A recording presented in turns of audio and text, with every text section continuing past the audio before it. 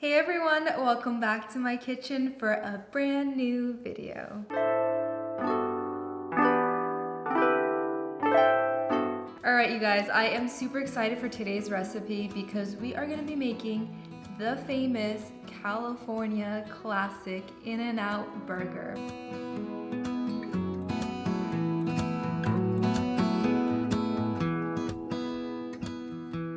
Now, if Chick-fil-A didn't exist, In-N-Out would probably be my favorite place to go out and eat. I like things that are super simple, really easy, convenient, and it's also super affordable. I feel like the prices haven't changed ever since I was a little kid. I think it's the cheapest place to get a meal for a whole family, and it just never misses. Like, it always hits.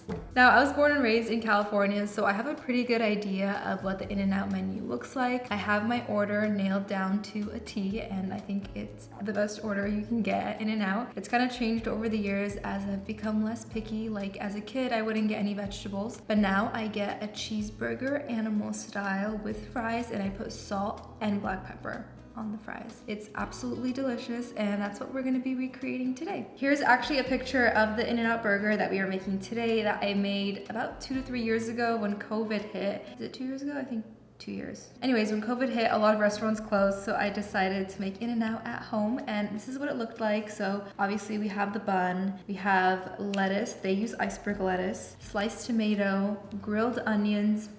I do not like raw onions, so we will not be using them. Then we have their spread or their secret sauce. That is actually really easy to make, and I think it tastes just like it. And then on top we have our patty, some pickles, and then the bread on top, and that is it. So the first thing we're gonna do is start on making the secret spread. For the spread, you'll need mayonnaise, dill pickle relish, ketchup, sugar, and white vinegar.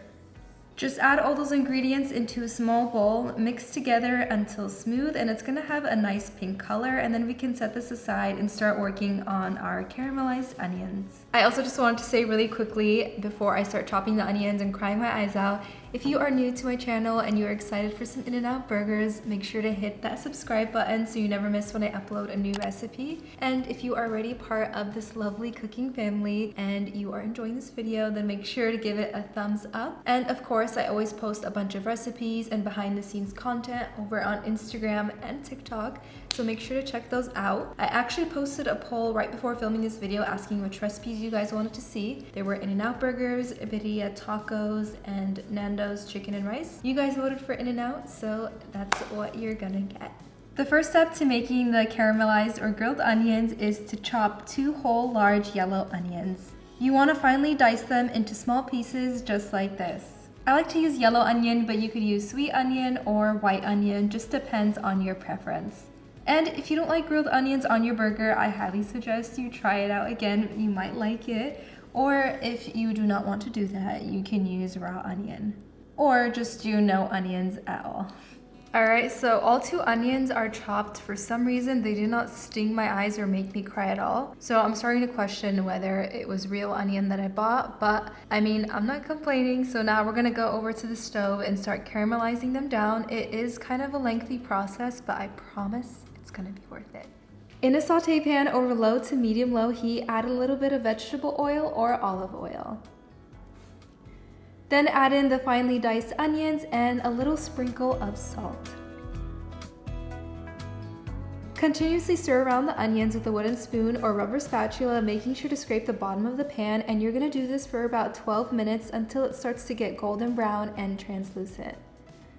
Once they become translucent, you're going to turn up the heat to medium or medium high and add 1 tablespoon of water at a time to the onions and stir until it evaporates. If the heat is too high, make sure to turn it down, otherwise your onions are gonna burn a little bit. Unless you prefer that taste, you can go ahead and allow them to char, but the key is to just get them beautifully golden and translucent and not to burn them. So if the heat is too high, just turn it down a little bit. Once the water evaporates, repeat the process, add another tablespoon of water, and you're gonna keep doing it for a few times until they end up looking like this. It's going to be a dark golden brown color and completely translucent, and then we're going to take it out of the pan, transfer it to a bowl, and set it aside for later.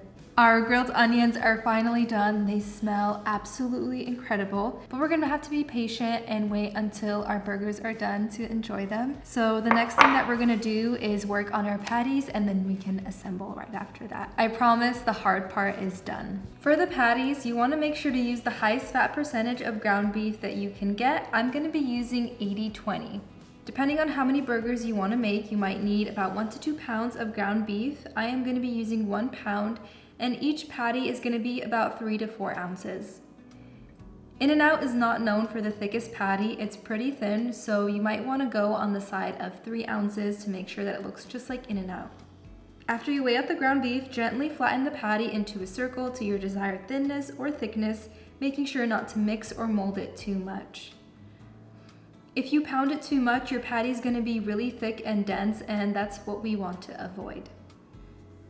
Then you'll sprinkle with salt and black pepper on both sides. Simplicity is key to a delicious burger, and then we're gonna set that aside until we can go over to the grill and start cooking them. Now that the patties are prepared, we are gonna toast our buns before we start grilling the meat. Melt down some unsalted butter and brush the edges as well as the center of both sides of the burger buns. Then place them face down on a pan over medium heat and get them beautifully golden. Once the edges have that nice, crisp, golden color, you're gonna take them off the heat, and now when you bite into your burger, you're gonna get a buttery, crispy bun that's absolutely delicious, and it really takes this to the next level. To cook the patties, we are gonna be using a skillet, but feel free to use a grill if you have one. To the pan, add a little bit of butter and vegetable oil, as well as the patties, and you make sure not to overcrowd them. I'm gonna add just 2 in at a time. Now on the secret menu, In-N-Out has something called Animal Style, and basically they grill the patty in yellow mustard, and it is the biggest game changer, so that's exactly what we're gonna do right now. While one side is grilling, you're gonna add half a tablespoon or more to taste of yellow mustard on the raw side and spread it evenly. It's gonna take about 2 to 3 minutes for the patty to get a nice brown crust. Then you'll flip it over and add a slice of American cheese on top, that way it can get nice and melted and super ooey and gooey.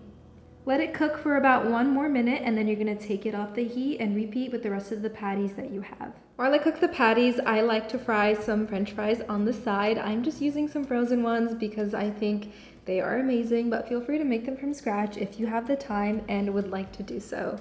Once the fries are golden and crispy, we are gonna assemble our animal style French fries.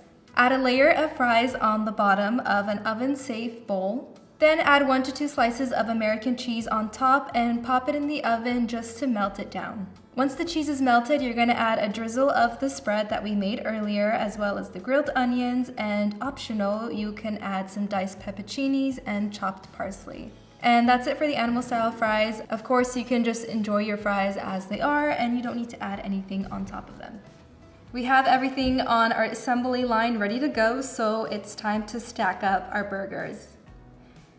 Buttered and toasted bun on the bottom, a generous amount of spread on top. You can't forget the pickles, a slice of tomato, iceberg lettuce, our patty and cheese, grilled onions, diced peppers if you like a little bit of heat, and then the top bun, which also has been buttered and toasted, and optional if you just really love In-N-Out spread. Feel free to add some on the top bun as well, and then seal it all up.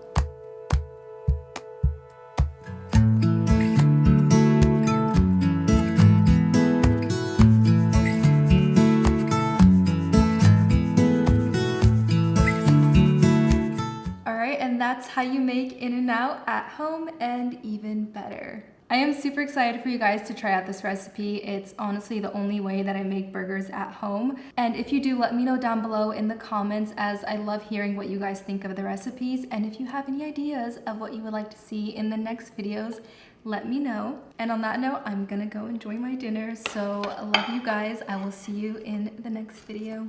Bye.